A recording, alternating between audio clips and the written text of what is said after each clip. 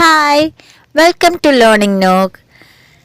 നമ്മൾ കഴിഞ്ഞ ക്ലാസ്സിൽ മൊഡ്യൂൾ 1-ൻ്റെയും മൊഡ്യൂൾ 2-ൻ്റെയും HSC ഫിസിക്കൽ സയൻസിൻ്റെ ക്വസ്റ്റ്യൻ പേപ്പർ ഡിസ്കഷനാണ് ചെയ്തത്. ഇന്ന് നമുക്ക് മൊഡ്യൂൾ 3-യുടെ ക്വസ്റ്റ്യൻസ് നോക്കാം. ആദ്യത്തെ 2 മൊഡ്യൂളുടെയും ക്വസ്റ്റ്യൻ ഡിസ്കഷൻ കാണാത്തവർക്കായിട്ട് അതിൻ്റെ ലിങ്ക് ഡിസ്ക്രിപ്ഷൻ ബോക്സിൽ ഇട്ടിരിക്കാം. 3rd മൊഡ്യൂളിലെ ഫസ്റ്റ് ക്വസ്റ്റ്യൻ ഇതാണ്. ഒരു കോൺവെക്സ് ലെൻസ് അതിന്റെ റിഫ്രാക്റ്റീവ് ഇൻഡെക്സിന് തുല്യമായ ഒരു മീഡിയത്തിൽ വെച്ചാൽ അത് എങ്ങനെ മാറും? ഉത്തരം option D, plain glass plate. ഇവിടെ എയറിൽ നിന്ന് കോൺവെക്സ് ലെൻസിലേക്കും അതുപോലെ കോൺവെക്സ് ലെൻസിൽ നിന്ന് വായുവിലേക്കും സഞ്ചരിക്കുമ്പോൾ അതിൻ്റെ മാധ്യമത്തിൽ വ്യത്യാസം വരുന്നത് കൊണ്ട് റിഫ്രാക്ഷൻ നടക്കുന്നുണ്ട്. അങ്ങനെയാണ് അവിടെ ഇമേജ് ഫോർമേഷൻ നടക്കുന്നത്. എന്നാൽ നമ്മൾ വെച്ചിരിക്കുന്നത് റിഫ്രാക്റ്റീവ് ഇൻഡെക്സിന് തുല്യമായ ഒരു മാധ്യമത്തിലാണെങ്കിൽ അവിടെ റിഫ്രാക്ഷൻ നടക്കില്ല. ഒരേ മാധ്യമത്തിലൂടെ അഥവാ ഒരേ റിഫ്രാക്ഷൻ ഇൻഡെക്സ് ഉള്ള മാധ്യമത്തിലൂടെ സഞ്ചരിക്കുന്നു. അപ്പോൾ അവിടെ റിഫ്രാക്ഷൻ നടക്കുന്നില്ല. അതുകൊണ്ട് അതൊരു പ്ലെയിൻ ഗ്ലാസ് പ്ലേറ്റിന് തുല്യമാവുന്നു.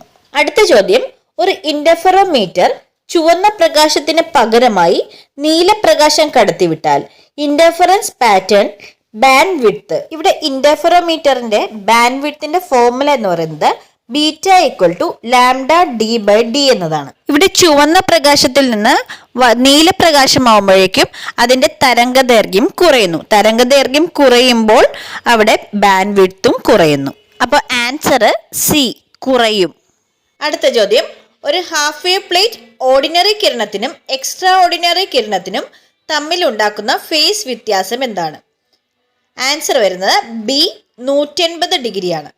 അടുത്ത ചോദ്യം, ഏത് തരം പമ്പിംഗ് ആണ് ഹീലിയം നിയോൺ ലേസറിൽ ഉപയോഗിക്കുന്നത്? ഉത്തരം ഇലക്ട്രിക് പമ്പിംഗ് ആണ്. അടുത്ത ക്വസ്റ്റ്യൻ, ഒരു ഒപ്റ്റിക്കൽ ഫൈബറിന്റെ ന്യൂമറിക്കൽ അപ്പർച്ചർ തന്നിരിക്കുന്ന ഡാറ്റയിൽ നിന്ന് കണക്കാക്കുക.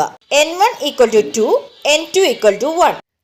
ന്യൂമറിക്കൽ അപ്പർച്ചറിന്റെ ഫോർമുല √n1² - n2² എന്നാണ്. ഇവിടെ വാല്യൂസ് സബ്സ്റ്റിറ്റ്യൂട്ട് ചെയ്യുമ്പോൾ നമുക്ക് ആൻസർ √3 എന്ന് കിട്ടും. So answer option A. അടുത്ത ചോദ്യം, താഴെ പറയുന്നവയിലെ ഏത് തന്മാത്രയാണ് മൈക്രോവേവ് റൊട്ടേഷണൽ സ്പെക്ട്രം കാണിക്കാത്തത്? മൈക്രോവേവ് റൊട്ടേഷണൽ സ്പെക്ട്രം കാണിക്കണമെങ്കിൽ അവിടെ ഒരു പെർമനന്റ് ഡൈപോൾ മൊമെന്റ് ഉണ്ടായിരിക്കണം. അപ്പോൾ ഇവിടെ തന്നിരിക്കുന്ന ഓപ്ഷൻസിൽ മീഥേൻ അഥവാ CH4 മാത്രമാണ് പെർമനന്റ് ഡൈപോൾ മൊമെന്റ് ഇല്ലാത്തത്. അതുകൊണ്ട് ആൻസർ ഡി.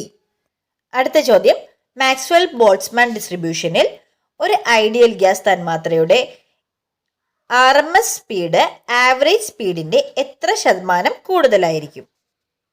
നമുക്കറിയാം RMS വെലോസിറ്റിയും ആവറേജ് വെലോസിറ്റിയും തമ്മിലുള്ള റേഷ്യോ 1.086:1 എന്നാണ്. ഇനി ഇതിന്റെ പെർസെൻറ്റേജ് എടുക്കാനായിട്ട് വെലോസിറ്റീസ് തമ്മിലുള്ള difference by average velocity into 100 ചെയ്യണം.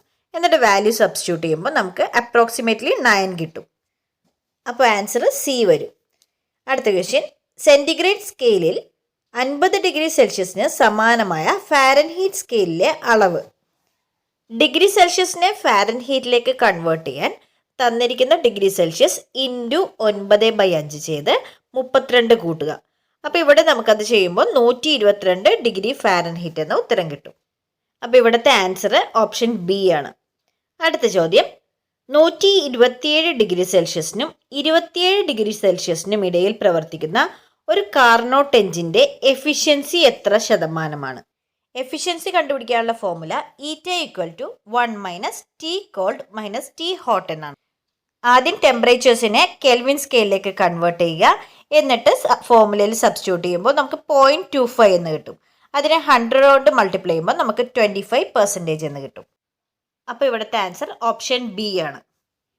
അടുത്ത ചോദ്യം, ഒരു ബ്ലാക്ക് ബോഡിയുടെ താപനില കൂടുമ്പോൾ അതിൻ്റെ സ്പെക്ട്രം കുറഞ്ഞ തരംഗദൈർഘ്യത്തിലേക്ക് മാറുന്നു എന്ന് കാണിക്കുന്ന നിയമം. ഉത്തരം വരുന്നത് വീൻസ് ഡിസ്പ്ലേസ്മെന്റ് നിയമമാണ്. Option D. ഇത്രയാണ് 3rd മോഡ്യൂളിൽ നിന്നുള്ള ചോദ്യങ്ങൾ. ഇനി അടുത്ത ക്ലാസ്സിൽ കാണാം. താങ്ക്